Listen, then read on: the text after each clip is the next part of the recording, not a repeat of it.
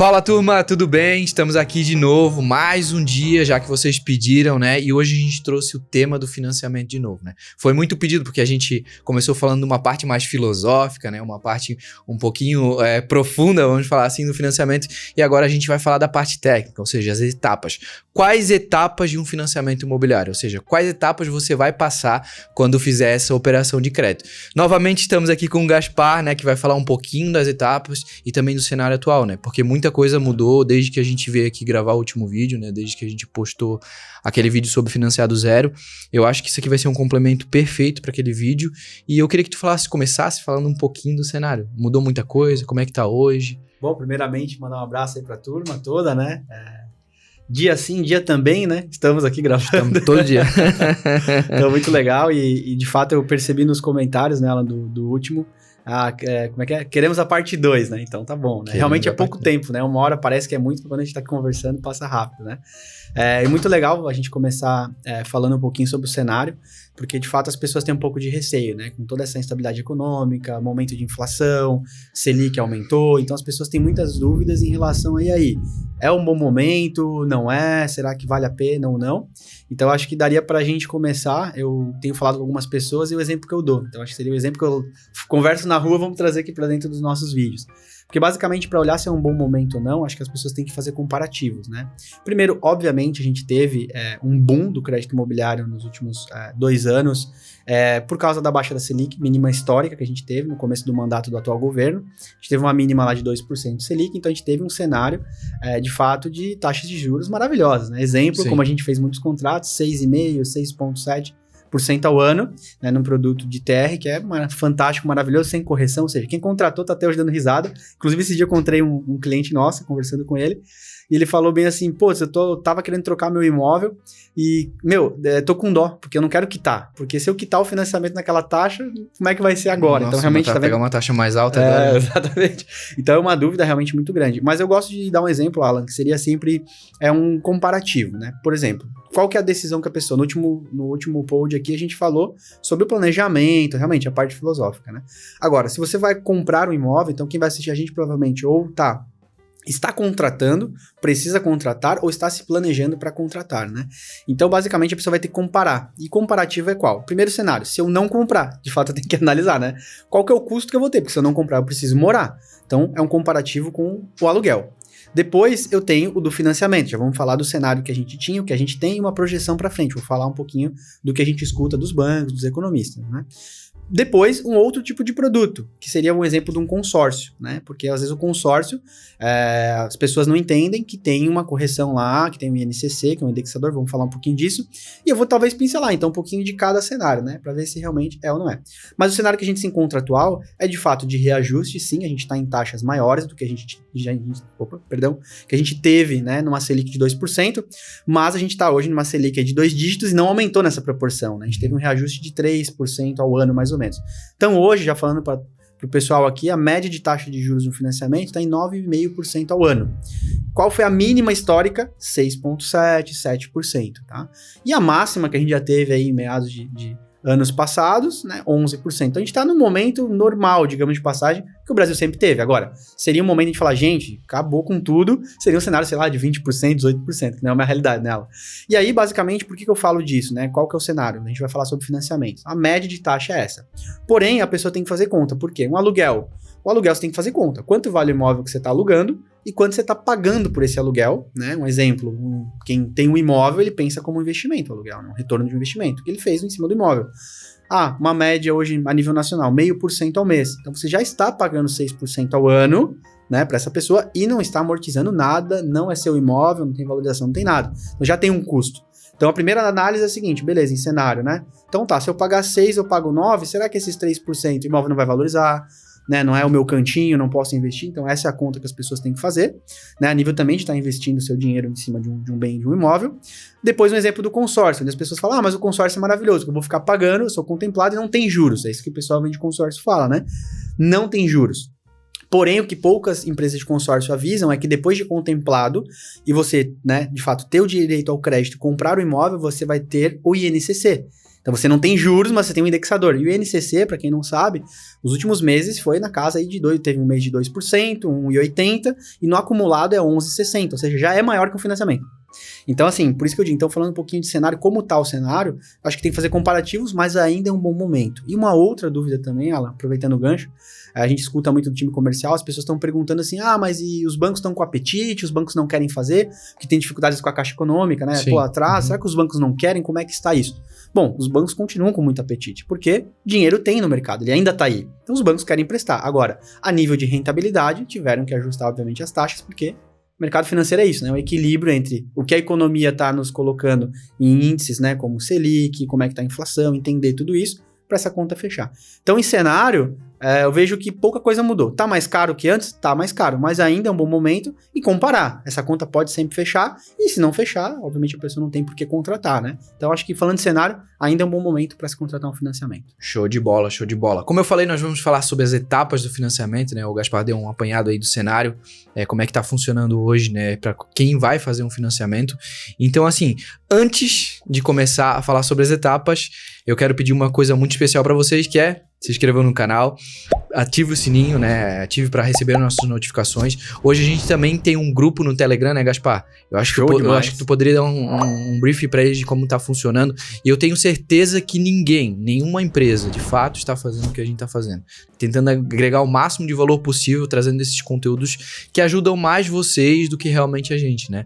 Então, assim, se inscrevam no canal, ative o sininho e comentem, né? Comentem o máximo de dúvidas que vocês tiverem. Se tu puder falar um pouquinho pro pessoal desse novo... Claro. Foi uma sacada, uma ideia que a gente achou legal, contando pro pessoal, né? Bom, para quem vai contratar um produto de crédito, quem tá buscando informação, quem gosta de estar bem informado, então pensa bem, né? Independente de você contratar um produto financeiro ou quer alavancar para sua empresa, não importa. Tu quer estar antenado, você precisa consumir conteúdo e informação. E eu, particularmente, né, como gosto de acordar cedo, a primeira coisa que eu gosto de fazer no dia é dar uma olhada nela, do que tá acontecendo no mundo todo. Porém, qual que era a dor sempre, né, que a gente tem geralmente? Putz, aonde buscar a informação? Então, você tem que entrar em 5 sites diferentes, né, você tem que olhar as capas dos jornais, você tem que estar toda hora antenado. Por quê? No dia a dia ninguém tem tempo, né, hoje em dia cada vez menos. Inclusive, TV aberta, né, as pessoas estão conectadas, fazendo 1000 coisas ao mesmo tempo, estão no telefone. Então vai faltando tempo, e a ideia do Telegram foi o seguinte, né? Qual era a maneira de a gente estar mais próximo de todos os nossos clientes? E aquela coisa, não depender de esperar sair um vídeo no YouTube, né? Eu tenho que buscar informação em vários lugares. A gente concentrou, galera, dentro desse grupo, que é o quê? Todo dia a gente tem um café com a Best, né? Às 7 horas da manhã. Nosso time aí de produção manda, né? As principais manchetes, os principais noticiários do Brasil, inclusive algumas notícias do mundo. Então a gente pega lá as principais manchetes de todos esses. E damos de graça, organizadinho, bonitinho, né? Gratuitamente para todo mundo. Damos insights semanais também, que são conteúdos do nosso portal, notícias relevantes do nosso mercado, todos os nossos vídeos do YouTube, e também agora a gente está enchendo a base, né? E a partir agora do próximo mês, 2 vezes por mês eu vou gravar um insight sobre questões de carreira, empreendedorismo, sobre o mercado. Exatamente, vou gravar para o nosso grupo do Telegram. Então, querem acompanhar mais a gente em insights que não vão estar gravados assim? Pode escrever lá que é legal. Então, todo dia vai estar informado, vai acompanhar todo o noticiário que a gente... os nossos conteúdos e os insights semanais que eu vou produzir com muito carinho para todo mundo. Show de bola. Então, quem quer saber sobre empreendedorismo dentro do mercado financeiro, sobre mercado financeiro, crédito, notícias quentinhas, assim, do Brasil, né? Podemos falar. Então, entra ali no grupo, eu vou deixar o link aqui na descrição para vocês entrarem, se inscreverem. E agora vamos pro dito cujo tema, não, né? Vai passar uma hora, senão não vou falar. Só fazendo propaganda da Best, né? Então, assim, eu queria começar pelo fato da consulta e contratação. Muita gente tem dúvida no sentido assim, poxa, eu sei que o financiamento imobiliário, eu tenho ele dentro do meu banco hoje, certo? Então, assim, eu posso ir lá fazer com o banco, que vai ser tranquilo e tal. Porém, elas não entendem como é burocrática essa operação e como o gerente, por exemplo, que é o representante do banco, não tem tempo para ajudar elas. Então, quem que tem tempo para ajudar essas pessoas de graça a fazer essa operação? Fala um pouquinho para eles. Então, antes da gente falar com propriedade do que a gente faz, eu acho que eu gosto sempre de dar exemplo do mercado, para não ficar tendencioso nela. Sim. Para nós, a gente sempre vai ser os melhores, a gente acredita muito nisso, né? Mas, basicamente, eu dou um grande exemplo, a Caixa, né? Que é o maior banco, mas faz financiamentos. E para vocês terem uma ideia, né, de como a Caixa deixou muito claro para o mercado que ela precisa de uma ajuda para fazer financiamento imobiliário, eu não sei dar uma proporção, Alan, mas com certeza mais de 70%, 80% de tudo que a Caixa sempre produziu, na maior parte das suas vezes, foi através dos correspondentes Caixa, que na verdade nasceram os correspondentes exclusivos para fazer crédito imobiliário.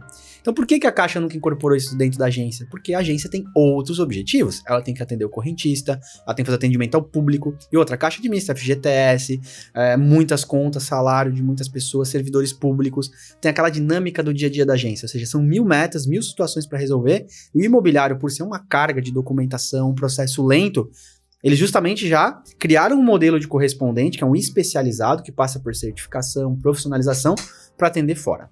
Agora, se a experiência é boa ou não, a Caixa tem essas particularidades, né?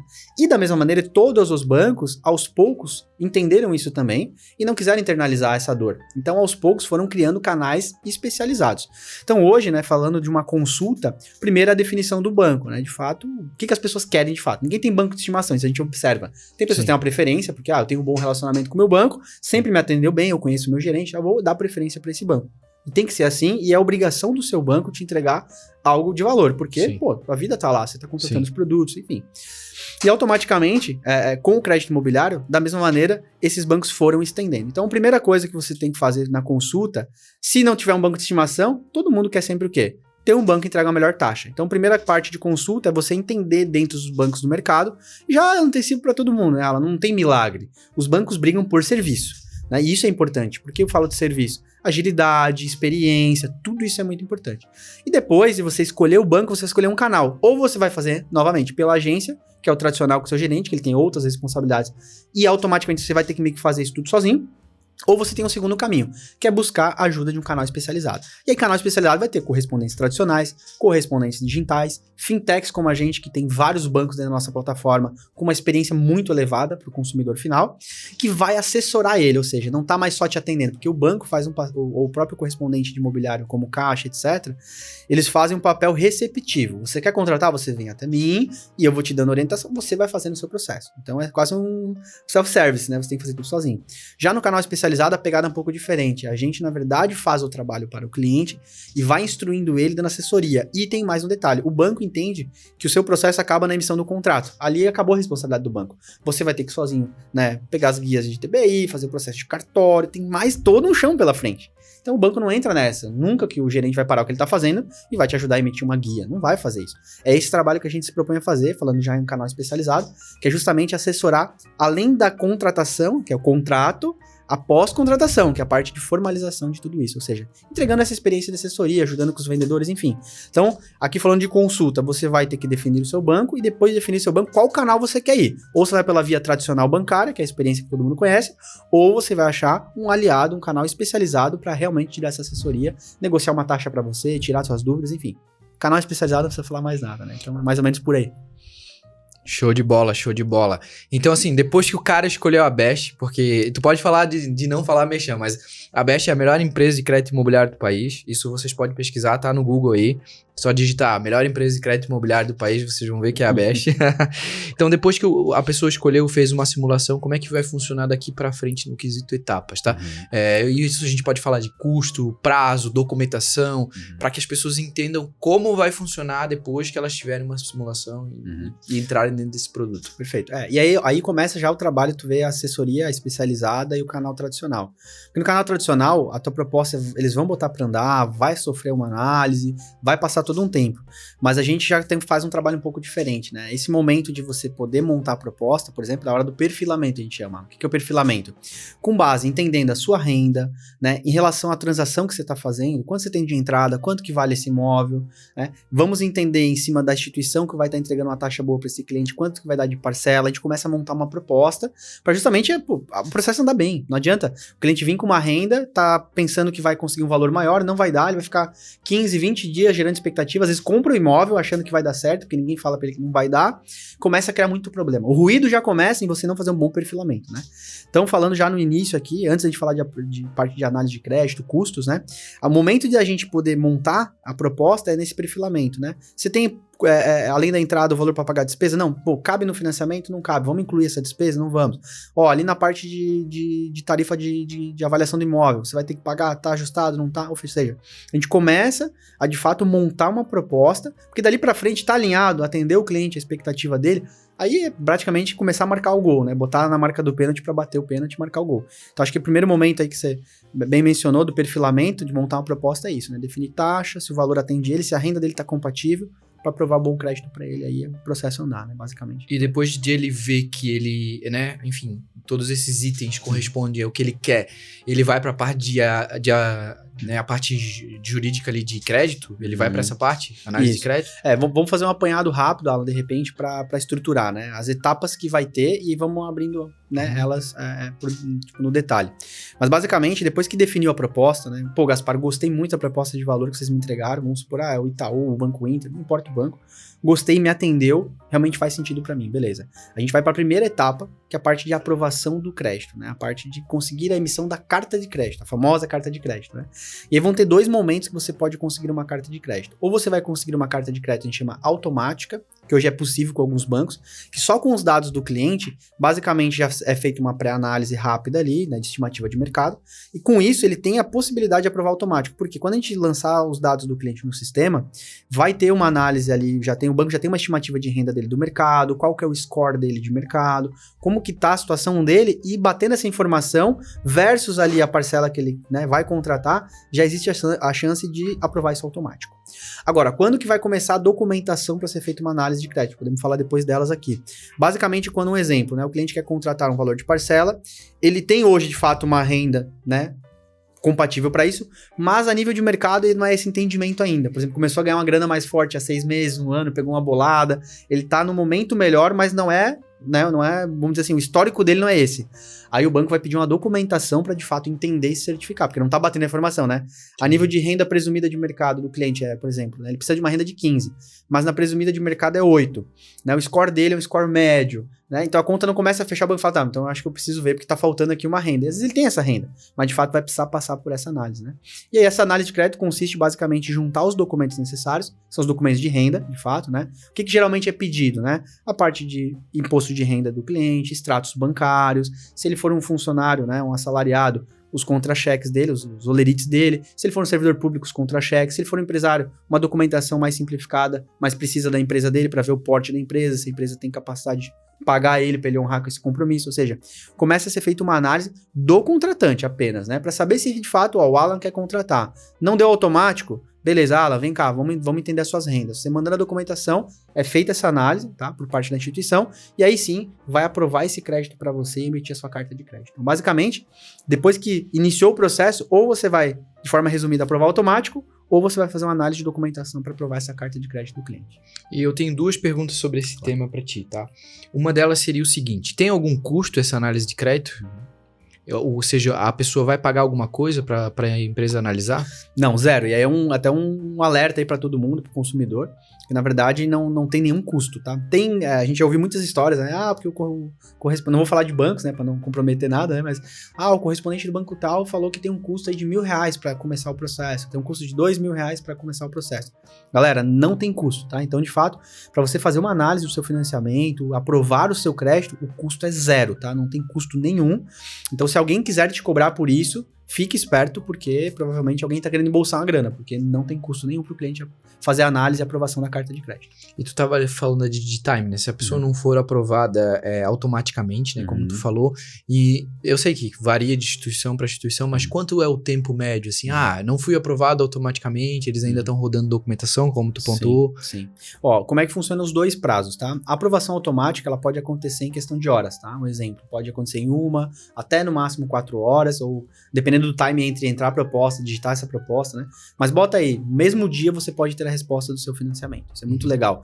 E já sai a carta definitiva, Alan, né? Basicamente a carta é um documento do banco com o número da sua proposta, as condições aprovadas e você vai direto para a formalização. Você não precisa mais falar de crédito. Agora, se você tem que pegar as documentações, o banco exigir ali na análise, não aprovei automático, eu quero ver a renda desse cliente. Em média, 3 dias úteis, tá? Então, claro que vai partir sempre, a gente fala, né? Prazo, galera, tem sempre uma atenção, né? A partir do momento que você manda a documentação. Por quê? Vai ter um checklist checklist, exemplo, né? Um praxe que sempre é pedido. Eu vou ter lá os documentos pessoais, os documentos de renda, que é extrato, imposto de renda, se tiver um olerite, alguma coisa, ou documentos da empresa, coloquei para análise, né? Fechou, em 3 dias úteis eu vou ter essa resposta. Agora, o Alan mandou para mim 2 meses, eram 3 meses de extrato, mandou 2 meses de extrato, mandou faltando um contra-cheque e não mandou algum outro documento. Vai precisar mandar esse documento completo, aí sim rodar os 3 dias, né? Ah, mas o cliente demorou 2 dias para mandar o documento, 2 dias mais 3 dias, vai demorar 5 dias, né? Mas em média, 3 dias úteis é um prazo bem tranquilo para ter a resposta aí do crédito desse financiamento. Show de bola. Então, depois que ele rodou essa parte de análise de crédito, né? Ele, beleza, aprovou, mandou toda a documentação, seja na automática ou seja nos 3 dias. Como é que vai funcionar daqui para frente? Ele vai para avaliação de imóvel, é isso? Isso, ó. Depois que é feita a aprovação da carta de crédito, vão ter níveis e momentos diferentes dos clientes, né? Vamos dar alguns exemplos, né? Eu sou o cliente que aprovei a carta porque eu já tinha o imóvel, já tenho até um contrato firmado, né? Já tô quente ali, ou inclusive eu comprei, tentei com um banco, não deu, tô tentando com outro, enfim, eu tô já com a compra na mão, tá? Então, basicamente, ele já pode sair acionando imediatamente, aprovou minha carta e já vai fazer a avaliação do imóvel, tá? Depois você vai ter um segundo momento, eu sou um cliente que estou com o imóvel ali na cartucheira, olhei 2, 3, agora que aprovou, vou negociar, que isso é inclusive é um indicado, né? Você tem primeiro seu financiamento, aí você vai, inclusive até um poder de barganha, né? Eu já chego com uma aprovação de crédito, tento negociar um desconto, enfim. E aí, de fato, eu vou lá negociar esse imóvel, fechei ali, tá tudo certo, chegamos no acordo, pedimos a avaliação do imóvel. E um terceiro é o cliente que está se planejando e vai para a busca do imóvel, vai demorar um pouco mais, né? Mas de fato, independente do seu momento, no momento que chegar, você vai avisar, né, para o canal que você está sendo atendido, que você de fato firmou o compromisso e você pode avançar com a avaliação do imóvel. E a avaliação do imóvel, ela na verdade hoje com a maior parte dos bancos mudou um pouco o processo. Antigamente era feita a avaliação, vinha a avaliação para avançar. Hoje na verdade, justamente para não gerar um custo, né, como gerava um custo para a instituição financeira, tenta fazer um apanhado geral da documentação para pedir o laudo, tá? E isso agora protege o cliente. Por quê? Porque mudou. Antes o banco incluía essas despesas para você pagar junto no seu financiamento. Agora os bancos reduziram o custo, tá, dessas avaliações para o cliente pagar.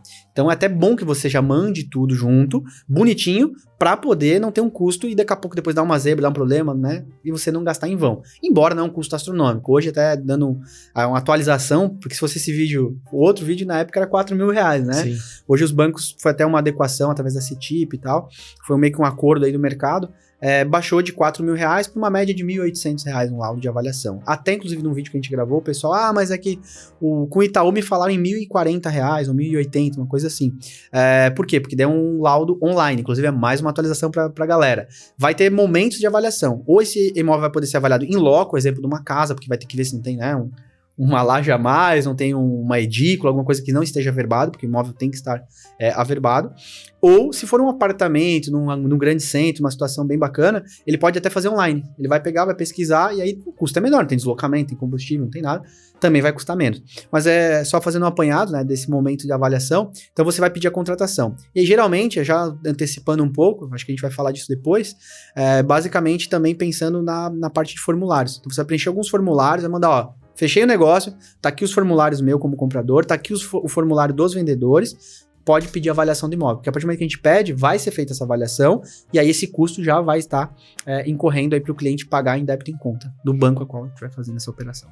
E essa avaliação do imóvel não é só a parte de avaliação do imóvel, também tem a parte das documentações que são analisadas do próprio imóvel, falando assim, né? Sim. Quais que são as documentações que são avaliadas? Nessa etapa também é avaliada a documentação do vendedor?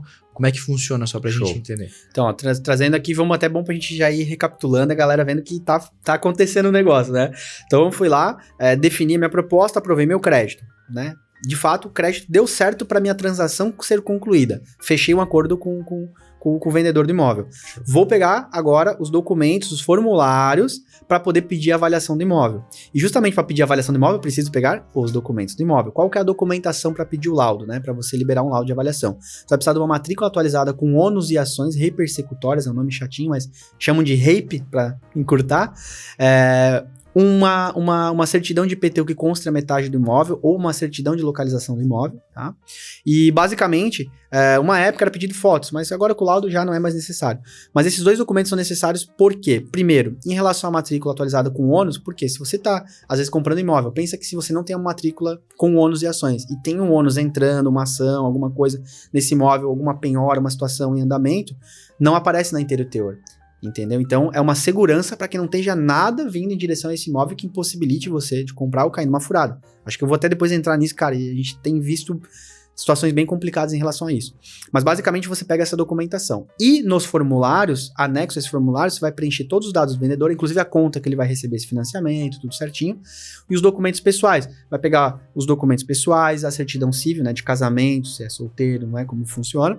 E também algumas negativas, como débitos da Receita Federal. O banco faz uma consulta em alguns birôs para ver se, né, não tem uma trabalhista, alguma situação que possa te dar um pepino. Porque o banco não pode entrar no pepino, porque o banco não pode se isentar da responsabilidade. O banco tem que fazer um trabalho profissional.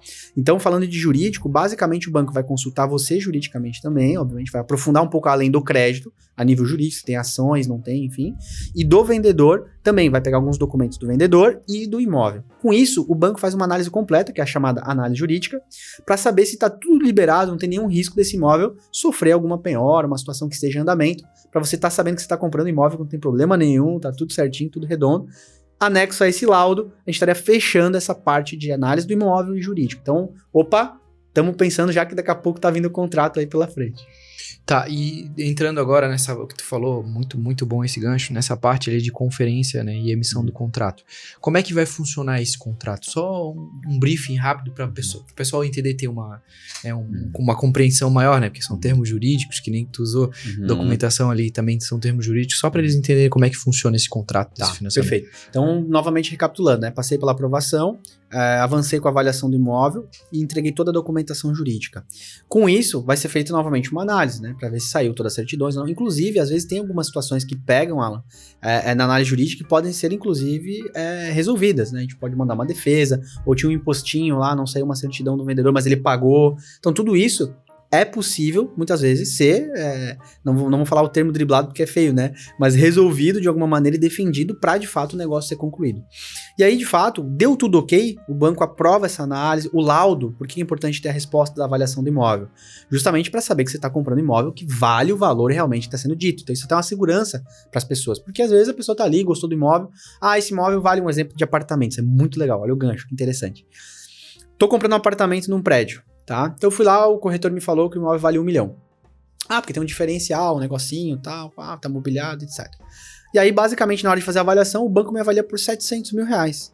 A pessoa, meu Deus, e agora, né? Como é que vai funcionar? O financiamento vai ser, né, readequado, 80%, por exemplo, não é mais no valor de 1 milhão, é o valor de 700 mil.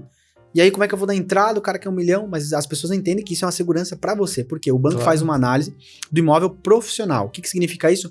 Porque geralmente um imóvel que está sendo vendido por 1 milhão pode ser avaliado por 700 mil num apartamento, num prédio, por exemplo, justamente porque você pode ter encontrado mais 3, 4 imóveis no mesmo prédio que estão sendo comercializados por a faixa de 700 mil. Então, por que você estaria pagando 1 milhão se todo mundo está vendendo por 700 mil? Ou seja, algum indicador tem isso, né? Agora, claro, tem um mobiliário muito top, uma coisa que eu gostei, beleza. Só que para a instituição financeira a nível de liquidez, né, da garantia, por ser uma garantia do pagamento, é a preço de mercado. Porque se eu tiver que vender um imóvel por 1 milhão e tem 4 imóveis por 700, ninguém vai comprar esse apartamento, vai comprar por 700, né? Então, isso é muito importante. Então, essa resposta, na verdade, do laudo, né? Tenho ela aqui, eu preciso adequar ou não preciso, tá show. Aí o banco viu isso, adequou também a parte de valor do imóvel, tá dentro do valor financeiro, tá ok. Aí vai pra minuta de contrato, que é uma minuta padrão, né, de fato, o contrato do banco é padrão. Aí sim ele vai ser preenchido, né, com os dados do comprador, os dados do vendedor, os dados do financiamento, qual foi a taxa acordada, qual que é o valor que está sendo financiado, se tem despesa, não tem despesa, custo efetivo total, e toda a dinâmica dos pagamentos, débito em conta, a questão da alienação fiduciária, que é a parte de garantia, né, de como esse imóvel vai ficar alienado à instituição. Depois que você paga, o tempo que o banco tem para te dar o termo de quitação, ou seja, vai especificar todo o negócio jurídico, tá? Então, de fato, como funciona a minuta é dessa maneira. Tá tudo ok, sai o contrato para poder ser assinado. Um detalhe muito legal também sobre o contrato, já dando uma dica para as pessoas, que algumas pessoas confundem ainda esse negócio de comprar, fazer escritura, eu faço um contrato com a pessoa, como que funciona a formalização da minha compra do meu imóvel através de financiamento? Galera, o próprio contrato de financiamento tem força de escritura pública. Então você não precisa se preocupar com outros contratos, nada. Você pode fazer um pré-contrato que vai constar o quê? Estou dando uma entrada de tanto, dando um carro, parcelando, enfim, que é um acordo você com o vendedor. E a diferença através de financiamento bancário. Geralmente tem um prazo, então as pessoas fazem um pré-contrato. Mas o contrato definitivo, que vai ser declarado, vai ser levado no registro de imóvel para transferir imóvel para você, é o de financiamento. Ele tem força de escritura pública. Ah, show. Pegando um gancho do que tu falou, eu queria deixar claro uma coisa para as pessoas, às vezes elas têm dúvida, e tem muita dúvida, muita gente fala isso lá nos comentários. Quando você vai dar a entrada, não é pro banco, tá? É pro vendedor do imóvel. O banco não recebe nada, não adianta tentar perguntar, o banco aceita carro? Não, isso não é... Tem muita gente, manda, inclusive no Instagram, perguntando, o banco aceita carro, aceita diminuir a entrada. Cara, isso é com o vendedor, tá? Nunca com o banco, tá? Então, é só pra deixar o pessoal aí que tem essa dúvida. Então tá, o cara fez essa conferência do contrato, como tu falou, da minuta. A parte de assinaturas. Ele vai para assinar. Quem é que assina? Ele assina sozinho, o comprador também tem que assinar, o banco também assina. Como é que funciona essa parte? Tá. E aí é legal, é um bom gancho. Eu vou fazer um gancho do que falou antes e vou trazer para isso, que ele também é top, tá? Sobre essa questão da entrada e como é que vai, não vai, a galera confunde muito, né? Inclusive já vamos fazer até um parêntese aqui, né? Galera, a parte, na verdade, de valores, na verdade, você não recebe nenhum valor a não ser das despesas se for incluído. Mas não vamos entrar nesse mérito, a gente tem um monte de vídeo que fala sobre isso, né? Mas basicamente é o seguinte, né? A entrada é paga para o vendedor e o valor de financiamento cai na conta do vendedor, porque ele tá vendendo esse imóvel, né? Então o banco ele faz só essa ponte para poder pagar para você esse imóvel, ficar alienado para ele e transferido para você. A propriedade já é sua, porém ela fica ali alienada, você não pode vender e transferir sem quitar essa situação com o banco. Você terminar de quitar, é teu, tá quitado. Então realmente isso é um gancho muito bom, realmente as pessoas confundem. Então tudo pro vendedor. O único recurso que vai para você é se você incluir as despesas cartorárias, de registro, e dependendo do banco, ele vai pagar na frente, ou vai te ressarcir, ou o próprio banco paga. Exemplo, o Banco Inter. Você inclui, o banco paga tudo e no final te presta a conta. Beleza. Então você não pegou o dinheiro, mas também não desembolsou. Então tem esses detalhes, tá? Voltando pro próximo item, que qual que é o próximo item mesmo? Parte de assinaturas. Assinatura, beleza. E também, vai depender de cada banco. Então eu vou dar os exemplos mais comuns do mercado. Hoje, inclusive, evoluiu muito. A gente, de 1 ano, 2 anos, a pandemia acelerou muito essa digitalização dos processos.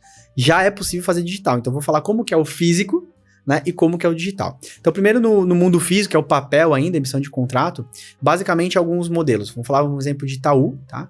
Que os contratos já saem de São Paulo pelo canal especializado, já saem de São Paulo assinados pelo banco direto para casa do comprador. Então, o comprador vai assinar o contrato e o vendedor. Então, o contrato sempre é assinado por 3 partes principais: os compradores, os vendedores e o banco. Então, são 3 partes que assinam.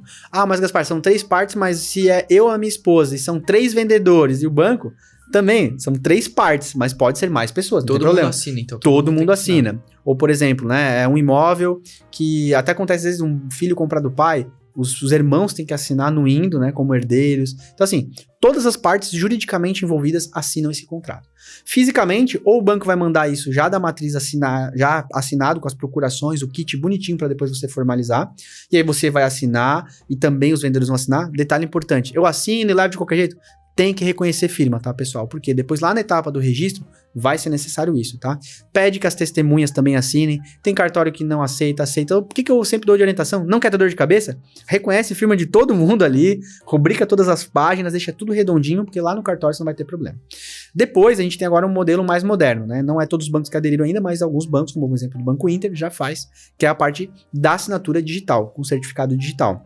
Aí, diferente de ter que assinar, ir no cartório, se deslocar, quem não tem certificado digital vai fazer, que é muito simples de fazer, você tem várias empresas homologadas que fazem esse trabalho, e aí, basicamente, todo mundo assina do conforto da sua casa. Então, todos assinam digital, e depois de estar tudo assinado digital, também é dada entrada no cartório de forma digital. E é um pouco dessa pegada. Eu assinei tudo físico, eu posso dar entrada no digital? É mais complicado. Então, se é físico, segue físico, leva tudo lá no registro, para fazer tudo bonitinho. Agora, se tá na parte digital, dá entrada digital e anda digital. Então, a assinatura de contrato são todas essas partes e vão ter modelos. Ou é físico, ou vai ser digital. E tu acha que... e tu falou uma coisa interessante, essa parte do contrato digital. Tu acha que todos os bancos no futuro vão ter isso? Não tem como escapar, né? Porque, basicamente, você tem a mesma força jurídica e é uma comodidade. Não faz sentido, né? E até é mais cômodo para a própria instituição. Só que ainda, um exemplo, né? Um Itaú, um Santander, uma Caixa, até você adequar, né, diretoria, os procuradores, porque daí também tem algumas questões, por exemplo, a agência também tem poder às vezes para assinar, então, exemplo, você sai da matriz, mas às vezes o contrato vem no sistema da agência, a agência tem que assinar com o cliente, então depende do gerente ter tempo para assinar, né, reconhecer firma, ou seja, é uma cadeia muito grande para ser transformada. Sim. Mas eu acredito fortemente que não tem outro caminho a não ser tudo digital, porque não faz sentido você ter que ficar numa fila de um cartório, emitir papel, não faz sentido, você pode fazer tudo na comodidade do digital, né, então acredito fortemente que é questão só de tempo, né? Já tá Tá pegando, né? caminhando. Então, pouco tempo vai ser tudo digital, com certeza. Pegando um gancho disso que tu falou da parte digital, eu quero saber se isso é feito digitalmente ou precisa ir lá pessoalmente. O ITBI, o pagamento do imposto para transferir o teu imóvel, independente se tu faça um financiamento ou não, tu é obrigado a pagar ele, né? Não tem como escapar. De qualquer forma, o governo te encaixa em algum lugar. Então, onde é que a pessoa paga, quanto que ela paga e se dá pra ser digital ou não? E quanto tempo, né, também. Legal. Bem legal a gente falar de TBI. É uma dúvida, porque é bem isso. As pessoas ficam muito perdidas e, cara, às vezes o banco não dá instrução, né? Então a pessoa assina o contrato, e aí? Quando que eu recebo o dinheiro? Quando é que eu pego o imóvel? E tem todo um processo aí pela frente, né? A gente tá aqui na metade do caminho ainda, né? Assinar o contrato é uma etapa superada, você vai ter mais algumas etapas. Então o ITBI, basicamente, ele é o Imposto sobre Transmissão do Bem Imóvel, né? Um imposto municipal, tá? Então, onde é que eu consigo? Em qualquer lugar? Não, é na cidade do imóvel. Então, exemplo, né? O imóvel é em São Paulo, na Prefeitura de São Paulo, com os contratos de financiamento, você vai lá pedir o ITBI. Como é que eu faço isso? Dessa maneira. Você pode estar se dirigindo até a prefeitura e pedir o ITBI. Na pandemia, em várias cidades, inclusive São Paulo, mudou um pouco. Eles não estavam mais fazendo atendimento presencial, você tinha que entrar no site, anexar, escanear o seu contrato, anexar junto com a matrícula, alguns documentos, e eles iriam calcular e te devolver, tá? Então, basicamente, o ITBI você vai solicitar, se tiver como online, mas na maior parte das cidades ainda é físico, né? Então, basicamente, você com posse dos contratos, cópia da matrícula do imóvel, cópia do documento de todo mundo, você leva até a prefeitura, eles vão calcular e vão te dar as guias para pagamento. E aí vai voltar na questão lá, quem paga? Já vou falar disso, né? Como que funciona essa alíquota? Como que ela é calculada? Cada município vai ter a sua alíquota, tá? Então, como ela é municipal, o município define. Agora, existe uma média nacional. Em média, hoje a nível Brasil, você vai ter uma média de 3% sobre o valor da compra e venda do imóvel. Mas é o valor de avaliação? Não, não é, galera. Se você tem um imóvel, você está comprando por um imóvel de 1 milhão, você está comprando por 800, vai declarar por 600, que as pessoas fazem isso, é com base na compra e venda. O que as prefeituras fazem, que né, brasileiro não é fácil, né? Às vezes compra, quer fazer por um valor mínimo, as partes querem fazer por valor mínimo possível, existe o famoso valor venal. A prefeitura tem uma base de todos os imóveis da cidade com uma estimativa de mercado de quanto vale. Você não pode fazer menos do que aquele valor, mas geralmente ele é muito menor, inferior do que ao valor real de mercado. Mas enfim, é uma média de 3%. Mas por que uma média? Tem prefeituras, vou dar exemplo aqui de Balneário Camboriú, você vai ter lá uma alíquota, por exemplo, de 2% e depois você tem uma alíquota proporcional entre o que é financiamento e o que é recurso próprio. Então ela vai ter um exemplo, é 0,5% sobre recurso próprio, sobre financiamento, 2% recurso próprio. Aí uma época teve uma isenção, ficou 1,5% fixo. Aí você tem cidades que é 3% na cabeça, não importa. Tem cidades também que fazem um valor menor para financiamento, maior para recurso próprio, não importa. Mas você vai descobrir isso na sua cidade. Então basicamente, para você entender, vai ser uma alíquota, não importa a composição dela, com base no valor de compra e venda do imóvel, não é do financiamento, isso é muito importante. Se você financiar 200 mil e comprar por 1 milhão, você vai pagar para 1 milhão o seu imposto. Então ele não está vinculado à forma que você paga, e sim por quanto você está pagando esse imóvel, tá? Então de fato, ela vai pedir, e aí vai ser o digital ou vai ser físico, vai depender da maneira que ela faz, vai ser emitido um boleto, tá? E aí esse boleto, como que ela paga? Se você não incluiu no seu financiamento, lá na perfilamento da proposta, a gente já vai ter te explicado isso, você vai ter que pagar. Então, você já sabe que você vai gastar com isso. Então você faz o pagamento dessas guias e tá tudo certo, porque é necessário para transferir imóveis. Não vai transferir, não vai finalizar o seu financiamento. Depois, se você teve a inclusão por parte da instituição financeira que vai pagar isso para você, ela vai pagar esse boleto e também o processo vai andar para frente. Ou uma última forma, que às vezes o banco coloca também a despesa para você como um ressarcimento. De qualquer maneira você vai pagar, porém lá no final do seu financiamento, quando for pagar o vendedor, esse dinheiro volta para você, você paga isso parcelado no seu financiamento. Então são essas maneiras que você pode pagar o ITBI. E se for o primeiro financiamento da pessoa, não financiamento, a primeira compra de imóvel da pessoa, como é que funciona? Legal, bem lembrado. O ITBI, né, e custas cartorárias, etc., existe um benefício para quem vai fazer a primeira aquisição, tá? Inclusive é o sistema financeiro de habitação, ele dá esse benefício para as pessoas. Que é o quê? Quando você estiver comprando pela primeira vez um imóvel, vai ter umas regrinhas, né? Que você tem que comprar um imóvel na cidade que você já resida ou você trabalha, tem um teto, né, do valor do imóvel, tem algumas características. Caso enquadre numa primeira aquisição e seja a sua primeira aquisição, você pode ter um desconto de 50% no ITBI, que é nesse imposto de transmissão do bem imóvel, e 50% nos custos cartorários, ou seja, vai cortar pela metade o seu custo, uma vez que seja a sua primeira aquisição. Olha só que legal, interessante. Inclusive, até eu tava lembrando uma coisa, da cidade que eu morava anteriormente, né, que era Itajaí, por exemplo, essa parte do ITBI. Olha que legal, algumas prefeituras faziam, eu pesquisei, outros lugares também tem isso. Para o pessoal não ficar com medo do valor ser muito alto, tem prefeituras que inclusive parcelam em vários meses, ou seja, tu não precisa pagar isso à vista. Então é mais uma facilidade para quem tá financiando, né? Perfeito. Ou seja, buscar entender se na prefeitura dele ele consegue, além de 50% de desconto da primeira aquisição, ele ainda consegue um parcelamento. Inclusive tem prefeituras como a de Itajaí que parcelam em 36 vezes, ou seja, muito legal. É um valor alto e tu consegue parcelar ele em várias vezes, né? Perfeito. O que é um incentivo à compra do primeiro imóvel. Então, não é só o ITBI hoje que a gente tem de custas dentro desse financiamento. Inclusive, a gente fez um vídeo maravilhoso sobre custas do financiamento, né? Sim. Que já tá bombando no nosso canal. Para quem ainda não viu, dá uma conferida lá. Eu vou deixar aqui no card.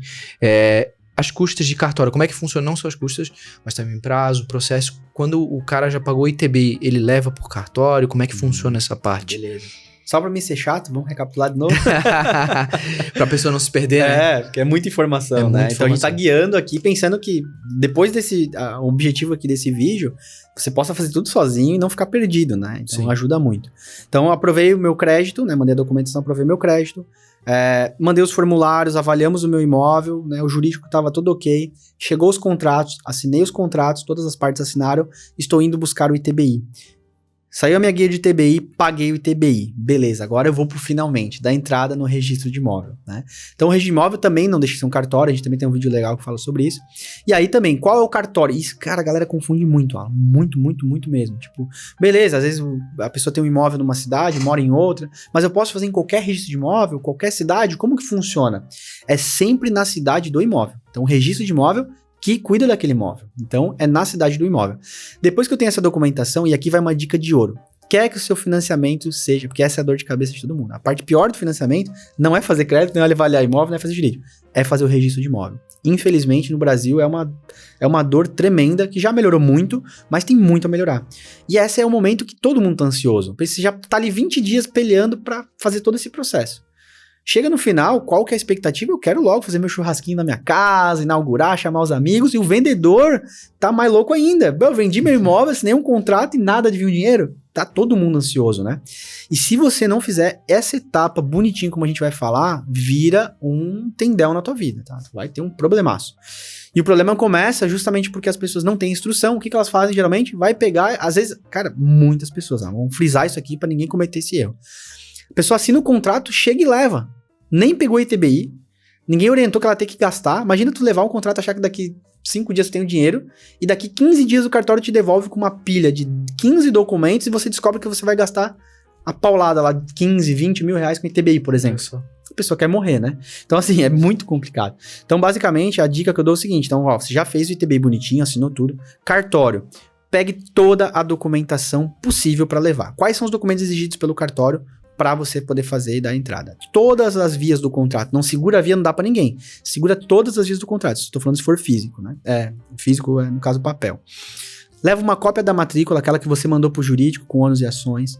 Leva a CND, você tem que ter uma CND. O imóvel não pode ter débitos de IPTU. Então, se tem lá no jurídico, a gente já orienta a levantar tudo isso para o cliente ter ciência. CND de IPTU, a prefeitura já tranca, inclusive até no ITBI, antes de sair o ITBI, geralmente se tem, eles já trancam para você pagar, né?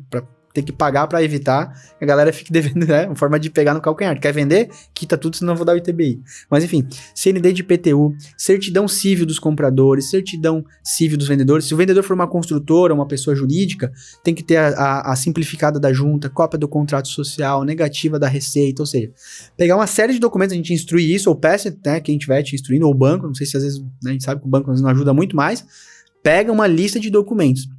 Cópia dos documentos pessoais, pega tudo que você puder, mais o teu ITBI pago, e tem mais um detalhe. Muitos cartórios e muitos locais, não é só você levar o boleto e o comprovante de pagamento, as pessoas não sabem. Você tem que emitir uma negativa de débitos desse ITBI emitido. Por quê? É um boleto, eu tenho um comprovante, mas como é que eu sei se compensou o pagamento? A prefeitura, novamente, você paga, depois de 1 ou 2 dias você pede a negativa, tá? A maioria das prefeituras. A negativa de ITBI, ou seja, você reúne todo o kit. Outro detalhe, o banco assinou, o banco manda um kit com as procurações. Por quê? O Banco Itaú. Meu Deus, tem milhares de pessoas que assinam pelo banco. Tem que ter a cópia das procurações. A pessoa não entende e deixa de fora, depois de 15 dias, pendencia. Ela nem sabe, né, que botou o documento. Ou seja, todas as procurações de quem assina documentos de todo mundo, reúne tudo que você puder e aí sim você vai dar entrada no registro de imóvel. E basicamente quando você levar toda essa documentação, vai falar o seguinte termo, né, para a pessoa lá do atendimento. Eu queria dar entrada, né, neste financiamento aqui imobiliário, na transferência desse imóvel com esse financiamento imobiliário. E aí eles vão conferir esses documentos e é um grande erro. As pessoas acham que o cartório, quando dá entrada, tava tudo certo. Eles não conferem, eles não falam, se tu levar o documento é incrível, né? Eles não conferem, não falando assim, tá errado, não tá faltando documentação. Eles não vão falar isso na hora pra ti, eles vão analisar depois de dias. Cara, não sei porquê. Se tem algum dono de cartório, quem trabalha em cartório ouvindo, façam isso, pelo amor de Deus. Mesmo que não esteja na regra, façam isso pelas pessoas. Não custa nada. Você tem uma listinha, geralmente a gente pede isso. Cara, eles não fazem isso. Por quê? Porque às vezes as pessoas se perdem. Tem um negócio também, alguns registros de imóveis, né? Porque eles estão abaixo de uma legislação estadual, que às vezes vence o protocolo e pode ser cobrado de novo. Então a pessoa se perde, pode gastar de novo. Então, às vezes, nem é o interesse, né? Que tudo corra como planejado. O Brasil é complicado. Mas, enfim, não estamos aqui para criticar o cartório, estamos aqui para ensinar justamente. Não precisa passar raiva. Assiste o vídeo que vai dar tudo certo, né? E não faz sozinho. Se você não fizer sozinho, vai dar tudo certo, né? Tu não vai passar por esse problema aí que falta documentação e etc. É um problemaço, né? Mas, enfim, então, reúne tudo o que você puder, o máximo de documentos e dá entrada. E aí, voltando ao detalhe. O que acontece? Eles não vão conferir. Se você falar, viu, tá certo... Não dá, você vai ter que dar entrada, você tem que pagar agora aqui os emolumentos, daqui 15 dias a gente tem 15 dias para conferir. Eles falam, a gente tem 15 para conferir, mais 15 dias por lei para registrar, então é 30 dias. Só que daí como você dá entrada errado, às vezes vão demorar 10, 15 dias para te responder, e vão te responder faltando tudo. E aí você vai juntar os documentos, vai levar de volta e começa de novo 15 dias. E a pessoa entra num loop infinito, Alan. Por isso que às vezes o cartório demora 3, 4, 5 meses, por quê? Ninguém instrui as pessoas. Agora, a chance de você levar certinho, inclusive eles verem que tá tudo certinho e já meio que priorizar esse teu processo é muito maior. E muito mais rápido. Embora algumas cidades, né, o registro de imóvel coloca como prioridade o financiamento imobiliário, operações de empréstimo, né, porque tem uma urgência maior, mas na média é bem complicado, né? Então, assim, dica para quem vai levar no registro de imóvel, leva redondo, tá? E agora falando do custo, né? Como que é calculado isso? Todo o estado emite, né, uma tabela de emolumentos para que os registros de imóveis tenham que, de fato, levar isso na risca, e é proporcional aos atos que você está contratando. Vamos dar um exemplo. Quando você está financiando imóvel, primeiro, você está comprando imóvel, então vai ser transferido para o seu nome. Então, é um registro de compra e venda. E aí vamos supor que é um imóvel de 500 mil, vai ter lá na tabela. Imóvel de 400 e pouco a 500 mil reais, o custo é tanto, então você já teve esse custo. Só que você está comprando com financiamento imobiliário, então vai ser alienado, né? Tem alienação fiduciária. É mais um custo também da alienação fiduciária. Então é uma compra e venda e uma alienação fiduciária. Porém, a matrícula já estava meio grande, vai ser a abertura de uma nova folha de matrícula, vai botar um valorzinho lá. Vai ter que ser feita uma averbação qualquer, de repente tem que averbar um casamento, uma situação, uma separação. Também, enfim, alguma coisa tem que ajustar ali, ou um cancelamento de um outro financiamento que tinha antes desse. Então, vai somando os atos que estão sendo feitos e chegam a um valor final. E aí as pessoas ficam muito loucas, às vezes, porque às vezes quando é uma casa, é um imóvel, uma matrícula. Quando é um apartamento, por exemplo, você tem, entende-se como mais imóveis. Por exemplo, às vezes é uma matrícula do apartamento e são 3 vagas de garagem, são 4 imóveis, então. E aí você vai também 3 garagens naquela faixa, é mais barato que o valor do apartamento, mas também ou seja, vira um emaranhado de cálculo e as pessoas não sabem se tá certo ou não, né, e geralmente eles dão um valor alto, 5 mil, 6 mil, 4 mil, às vezes dá 8, 10 mil, isso é um valor, né, agregado. Dica para todo mundo é o seguinte, você consegue ter acesso a essa tabela de emolumentos, olhar no orçamento do cartório, se tá tudo bonitinho, você pode conferir e atestar se tá tudo bonitinho. Então o cálculo, ele é gerado dessa maneira, então existem valores para os atos que estão sendo contratados, dentro de uma tabela que eles têm que respeitar, e é passado esse orçamento. Beleza, quando que eu pago isso? Eu pago depois? No dia que você der entrada, não pagou, não entra. Então, cartório é muito complicado por isso, o registro de imóvel, né? Geralmente, por isso que eles têm essa tranquilidade para trabalhar nela. Você paga na frente por um serviço e você depende deles finalizar, né? Só tem ele para fazer isso, né? Então, é muito complicado. Então, um pouco de como é o custo e a dinâmica é mais ou menos por aí. E essa tabela de emolumento que tu falou, a gente tem um vídeo sobre isso também, muito, muito legal, né? Muito. Que nem eu falei antes para eles sobre essa parte de custas. Mas aonde que eles podem baixar? Eles acham na internet ou pedem no cartório? Como é que funciona? No Google, você colocando tabela de emolumentos, registro de imóvel do estado tal, ano 2022, geralmente vai ter o Darisp, que é um site bem legal, que a Darisp meio que comanda alguns cartórios e tal, como se fosse uma organização, dentro do site de alguns registros de imóvel, e a maior parte hoje da própria cidade, um exemplo, eu tô em Itajaí, você entra no site do registro de imóvel Itajaí e vai ter lá a tabela de emolumentos, ou você pode pedir para eles têm que te mandar. Então, basicamente, e até um detalhe legal, né? Às vezes uma cidade tem mais de um registro de imóvel, né? Então, às vezes uma cidade tem 2, tem 5, São Paulo lá que tem 20, não sei quantos. Ou seja, dentro do registro que tá... E outra, como é que eu sei o registro do meu imóvel? Na matrícula tem lá. Teu imóvel pertence ao, né, ao registro número tal. Por que ele vai tendo vários registros numa cidade muito grande? Conforme vai crescendo as regiões, não vai dando conta, vai abrindo novos cartórios. Então, você consegue, através do Google, ou junto com o cartório, ou em sites que tem essas informações. Tá, fechou. Então agora a gente terminou a fase de cartório ali, tu já pagou tudo bonitinho, deu certo, não faltou nenhuma documentação, porque a pessoa escolheu fazer pela Best, então não faltou nenhuma documentação. Então assim, como é que funciona? Já vai ser pago, é isso aí, e a pessoa pode entrar pra dentro do imóvel, ou como é que funciona esse prazo, esse time? Perfeito. E aí outra dúvida também, né? Então basicamente finalizou o registro. A notícia é boa, tá, galera? Meu Deus. Se a gente já fica morrendo de felicidade, imagina quem tá fazendo financiamento, né? Então basicamente o cartório, você tá sempre acompanhando lá o protocolo, que às vezes dão uma senha, uma chave, você acompanha isso online, ou você liga, enche o saco lá pra coisa ir mais rápido. Finalizou. Beleza, então você vai recolher essa documentação. Estamos falando aqui o físico, tá? O digital é praticamente a mesma coisa, só que é feito uma entrada digital e geralmente quem tá fazendo são assessorias especializadas, né? O banco tradicional ainda tá muito no físico. Mas enfim, finalizou isso, vai ser emitida uma nova matrícula, já constando no seu nome, lá do comprador, constando o financiamento que está alinhado ao banco, tudo bonitinho. E uma das vias do contrato, geralmente eles vão ficar com uma, vão devolver o resto, vai ser carimbada que realmente foi conferida pelo registro de imóvel. Então essa via do contrato, mais a matrícula que já está registrada, você vai mandar para a instituição financeira. Dica de ouro, para não esperar demorar eles conferir, escaneie a matrícula já, né? Faz um scanner ali da matrícula que já está no seu nome, bonitinho, e já faça um scanner dessa via do contrato assinado por todo mundo, né? Tudo confeccionado bonitinho ali pelo cartório. Porque é possível já ir antecipando a conferência por parte do banco. O banco vai conferir, porque de fato às vezes erra o registro pode errar. Entendeu? Tem mais essa, né? Não é sempre que dá certo. Não são perfeitos. Então o banco precisa olhar se realmente os valores estão certos, se tá no nome dele, se já tá no seu nome, tá tudo bonitinho, pra daí sim entrar na tesouraria e liberar o seu pagamento. Então, em média, como funciona esse processo? Se você manda por imagem, antecipa. Em média, o banco pede 2 a 3 dias para conferir e em contrato, em média, a maior parte das instituições colocam 5 dias úteis para acreditar o recurso. Demora tudo isso? Não, às vezes é muito mais rápido, mas esse é o prazo legal. Então não fique dormindo com o contrato na tua casa, não demore para mandar. Saiu no mesmo dia, escaneia, manda para a pessoa que estiver te atendendo, para ela já ir agilizando isso dentro do setor, porque é por imagem, e alguns bancos vão exigir que chegue lá a via física no endereço indicado. O exemplo Itaú manda mandar para matriz, Banco Inter vai ser para um regional, etc. Chegou a documentação, tá ali a física, aí sim eles liberam o pagamento. Aí cai esse pagamento na conta do vendedor. Né? Isso, na conta indicada lá no jurídico, nos formulários, ele coloca a conta que ele quer receber, tem que ser de titularidade dele. Algumas exceções conseguem fazer com procuração e tal, mas lá no jurídico, né, isso tem que ser orientado, tem que ser visto. Mas enfim, aí sim é liberado na conta do vendedor e pro comprador, se ele incluiu aquelas despesas, né, tá dentro ali dos percentuais respeitado, também vai cair na conta dele. Ah, show de bola. Antes da gente terminar, eu queria falar sobre uma parte que tu tocou lá no começo, eu tava me lembrando agora, uma parte mais filosófica, mas que é bem importante. Eu sei que subiu, as taxas de juros subiram, né? Mas ainda vale a pena a pessoa financiar o imóvel dela caso ela não tenha dinheiro para comprar à vista, né? Claro. Eu queria que tu falasse um pouquinho pro pessoal, até uma questão de motivação, né? Pro pessoal que tá pensando em comprar um imóvel deles em relação ao aluguel.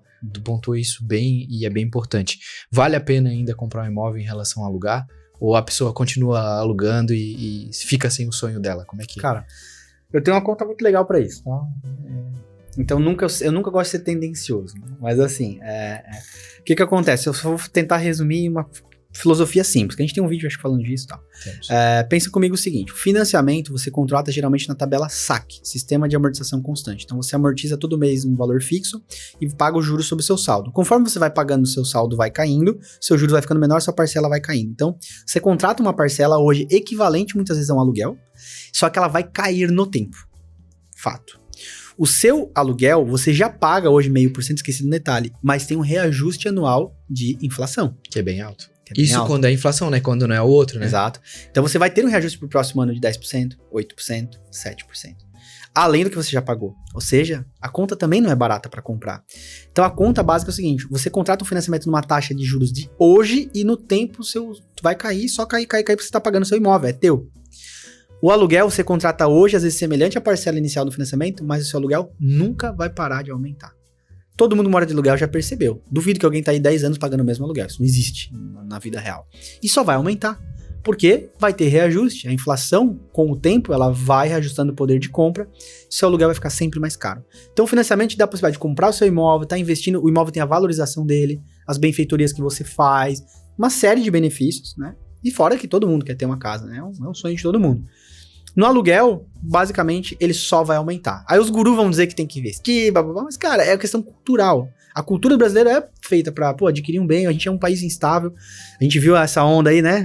Bolsa de valor, isso, aquilo, legal, super show. O mercado precisa disso. Mas, meu...